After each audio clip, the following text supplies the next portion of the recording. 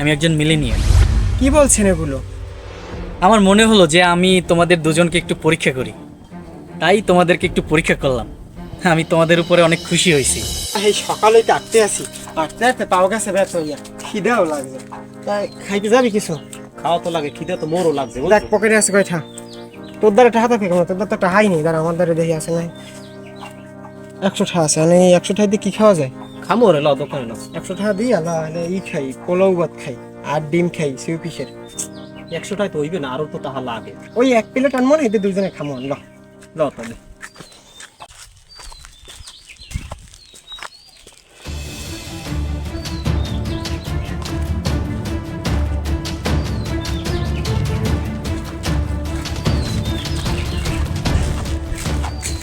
বাবা, ও বাবা, 10টা টাকা ভিক্ষা দাও না বাবা। আমি তো 2 দিন ধরে কিছু খাই না, আমার পেটে খেয়ে দাও বাবা। তো 10টা টাকা ভিক্ষা দাও, অনেক খিদা লাগছে বাবা, দেও। আসলে হয়েছে কি বাবা, আপনি তো মুরাব্বি মানুষ, তার জন্য বাবা বললে ফেললাম। যাই হোক, আমাদের কাছে না সেরকম ভাবে কোনো টাকা নাই। আমাদের কাছে 100 টাকা আছে। আমরা দুইজনে মিললে একটু বিরিয়ানি খাইতে চাইছিলাম, তো সেরকম ভাবে তো আর টাকা নেই, খাবারও নেই। তো আপনি এইটা রাখেন। বাবা, তুমি যে এই 100 টাকা দিতেছো, এই 100 টাকা তো তোমরা খাইতে যাইতেছো, তা এই 100 টাকা দিলে তোমরা কি খাবা?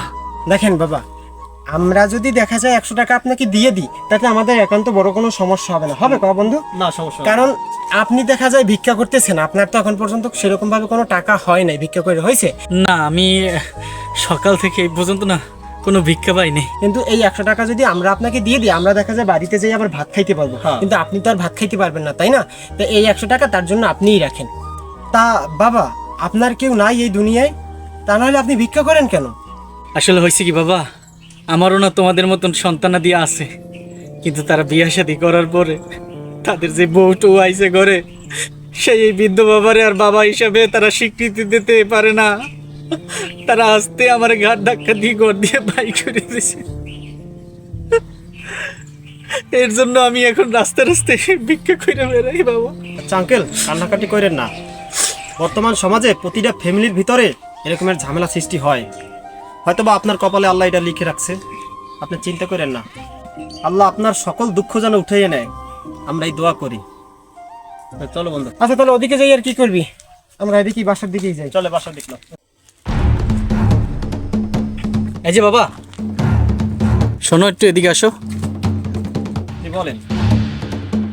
আসলে আমি কোনো ভিক্ষুক না, আমি আসলে একজন বড় ব্যবসায়ী। আমি একজন মিলেনিয়াল। কি বলছেন এগুলো? আমার মনে হলো যে আমি তোমাদের দুজনকে একটু পরীক্ষা করি, তাই তোমাদেরকে একটু পরীক্ষা করলাম। আমি তোমাদের উপরে অনেক খুশি হয়েছি।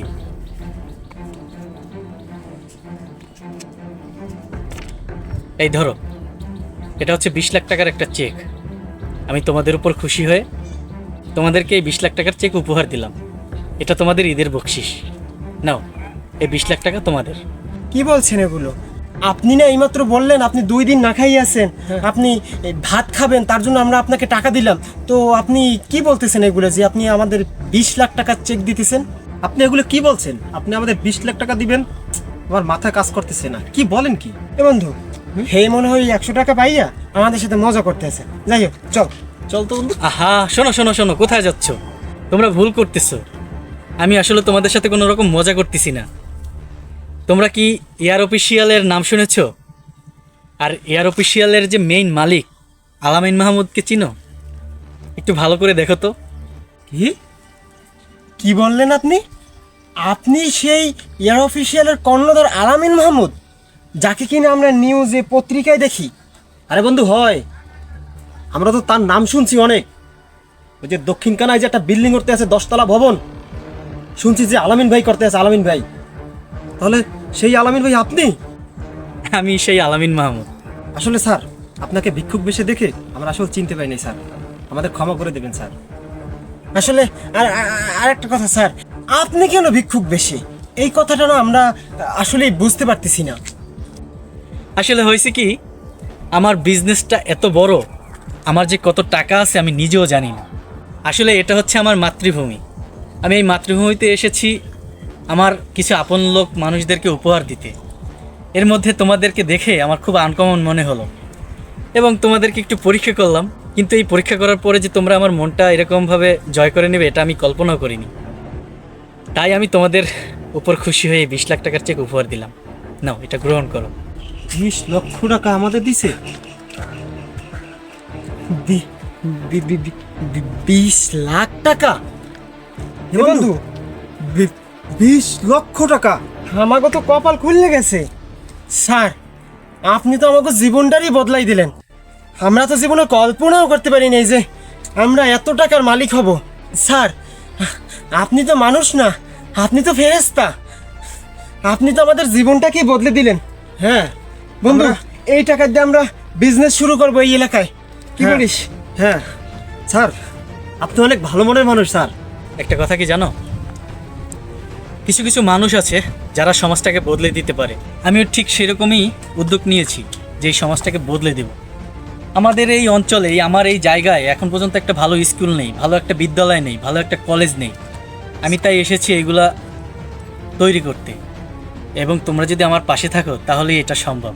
আসলে স্যার, আপনার মতন মানুষ আছে বিধায় এখনো গরিব দুঃখী মানুষরা খেয়ে দিয়ে বেঁচে বেঁচে আছে। এই আপনার মতন মানুষ আছে বিধায় এই যুব সমাজ এখনো টিকে আছে।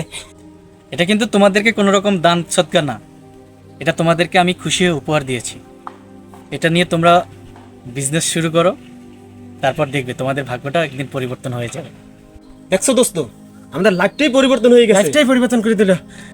তাহলে আমি আজকে আসি, এদের দিন অবশ্যই তোমরা আমার বাসায় আসবে। হ্যাঁ, ঠিক আছে স্যার। ঠিক আছে স্যার। আল্লাহ হাফেজ। আল্লাহ হাফেজ, ভালো থাকবে।